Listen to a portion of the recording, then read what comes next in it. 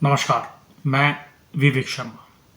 साक्षरता की ताकत का अनुमान इस बात से लगाया जा सकता है कि वो शिक्षित और शिक्षाविद को भी खामोश करवा सकती है।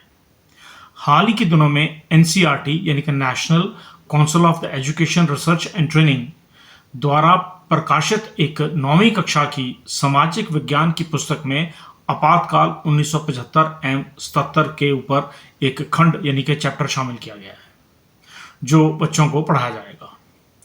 पड़ोसी राष्ट्र पाकिस्तान भी पीछे नहीं है। वहाँ की नेशनल करिकुलम काउंसिल एनसीसी ने पंजाब प्रांत की 7वीं कक्षा की उर्दू पुस्तिका में अनुच्छेद 370 हटाने पर काला दिवस के रूप में प्रस्तुत किया है। इसे कहते हैं बच्चों में नफरत के बीज बोना। दोनों तरफ एक ही मानसिकता के लोग खड़े हैं, बस पहनावे और टोपियां अलग अलग हैं। भारत के लिए एक अच्छी शुरुआत है। स्वयंभू राष्ट्रभक्तों के लिए आरएसएस को बधाई हो। पाठ्यक्रम पुस्तकों में इंदिरा गांधी के आपातकाल को लोकतंत्र के लिए चुनौतीपूर्ण तौर के रूप में प्रस्तुत किया जाएगा। स्वाभाविक है, जब सत्ता बदलेगी तो कांग्रेस भी कुछ ज्ञानवर्धन करेगी। वो पाठ्यक्रमों में पढ़ाएगी कि सांसद कैसे खरीदे जाते थे, राम मंदिर घोटाले कैसे किए जाते थे, चुनाव आयोग चुनाव कैसे जितवाता था, नेताओं के मित्र होने का क्या लाभ था, मित्रता कैसे निभाई जाती थी। बहुत अच्छा है। महाराणा प्रताप, अकबर, पंडित नेहरू, मौलाना आज़ाद, सरदार पटेल, लाल बहादुर शास्त्री, भगत सिंह, राजगुरु, सुभाष चंद्र बोस, महात्मा गांधी व सभी स्वतंत्रता संग्राम के स्वतंत्रता सेनानियों की आत्मा को शांति प्राप्त होगी। इतिहास की पुस्तक में बच्चों को पढ़ाया जाएगा कि नीट के पेपर कैसे लीक हुआ करते थे। कांग्रेस बच्चों को पढ़ाएगी कि नीट 2026 में 22,80,000 बच्चों के भविष्य से खिलवाड़ करने वाली संस्था का गठन 2018 में एनटीए नेशनल टेस्टिंग एजेंसी के रूप में हुआ था। इसमें सरकार का केवल एक ही कर्मचारी कार्यरत था, वो भी दूसरे विभाग से लाया गया था। 22 कर्मचारी डेपुटेशन पे थे, 38 कर्मचारी कॉन्ट्रैक्ट पर थे, 138 कर्मचारी आउटसोर्स थे। इसलिए छात्र धर्मेंद्र प्रधान का इस्तीफा मांगते थे, क्योंकि वही एक स्थायी उत्तरदायी व्यक्ति थे। यह एजेंसी यूजीसी नेट आदि के एग्जाम भी करवाया करती थी। यह जानकारी प्रश्न संख्या नंबर 1802 दिनांक 11 दिसंबर 2024 को शिक्षा मंत्री द्वारा समाजवादी पार्टी के राज्यसभा सांसद रामजी लाल सुमन के उत्तर में बताई गई थी।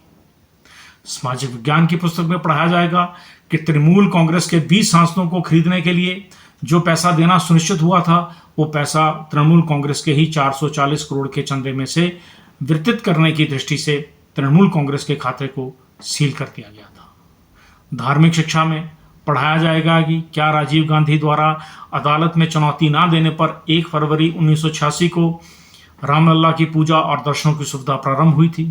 भव्य राम मंदिर बनने के बाद जजमान प्रधानमंत्री नरेंद्र मोदी और मोहन भागवत बने और राष्ट्रीय स्वयंसेवक संघ से जुड़े ट्रस्टियों ने चढ़ावे में घोटाला कर दिया और भारत सरकार मौन व्रत पर चली गई और देश का विपक्ष भ्रमित हो गया कि वो नारा क्या लगाए, वोट चोर गद्दी छोड़ या चंदा चोर मंदिर छोड़।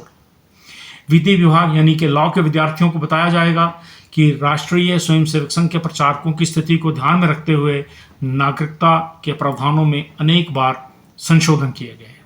पहले जन्म प्रमाण पत्र मांगा गया, फिर स्कूल छोड़ने का प्रमाण पत्र, शैक्षणिक योग्यता का प्रमाण पत्र मांगा गया, फिर मतदान पहचान पत्र मांगा गया, फिर आधार कार्ड मांगा गया, फिर पासपोर्ट मांगा गया, फिर पैन कार्ड मांगा गया, फिर ड्राइविंग लाइसेंस मांगा गया, भूमि या मकान के दस्तावेज मांगे गए, फिर बैंक या डाकघर एलआईसी के खाते मांगे गए, सरकारी नौकरी या अन्य सरकारी अभिलेखा मांगा गया, कोई बिजली पानी अन्य सरकारी निकायों द्वारा कोई अभिलेखा मांगा गया।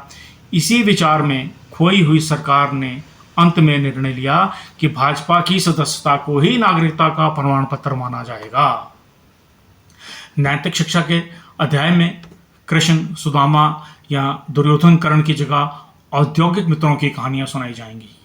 किस प्रकार झोला उठाने वाले मित्र ने सरकारी संपत्तियों का निजीकरण किया, बैंकों के ऋण माफ किए, मानसिक कुंठा और सत्ता के गठजोड़ सबसे खतरनाक होता है। ऐसे लोगों की महत्वाकांक्षाएं वर्चस्व चाहती हैं और सत्ता की भूख उन्हें दूसरों का जीवन कठिन बनाने में संकोच नहीं करती। राष्ट्रीय स्वयंसेवक संघ के हेगड़ेवार हो या सदाशिव गोवलकर, संघ की वैचारिक परंपरा नालंदा और तक्षशिला के विनाश को भारत की ज्ञान परंपरा और वैश्विक बौद्धिक प्रतिष्ठा पर गहरा आघात मानती थी। लेकिन आज शिक्षा संस्थानों पर संघ का कब्जा देश की तस्वीर नहीं, देश की तरबियत यानी कि परवरिश भी बदल रहा है। मैं आपातकाल की निंदा करता हूं, लेकिन जो हो रहा है वो बेहद दुर्भाग्यपूर्ण है।